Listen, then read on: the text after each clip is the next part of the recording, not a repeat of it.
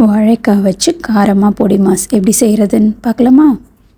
அதுக்கு ஒரு பாத்திரத்தில் தண்ணி விட்டு வாழைக்காயை சேர்த்து நல்லா வேக வச்சுக்கோங்க. காய் நல்லா வெந்ததும் தோலை உரித்து அதை நல்லா துருவி வச்சுக்கணும்.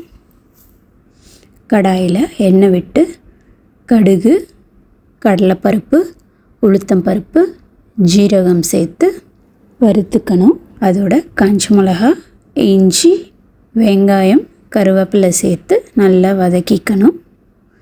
அது கூட மஞ்சத்தூள், மிளகாய்த்தூள், உப்பு சேர்த்து நல்லா வதக்கிக்கோங்க. அதில் துருவி வச்ச வாழைக்காய் சேர்த்து நல்லா கலந்து விட்டு தேங்காய், கொத்தமல்லி சேர்த்து இறக்கின காரமான வாழைக்காய் பொடி மாஸ் ரெடி.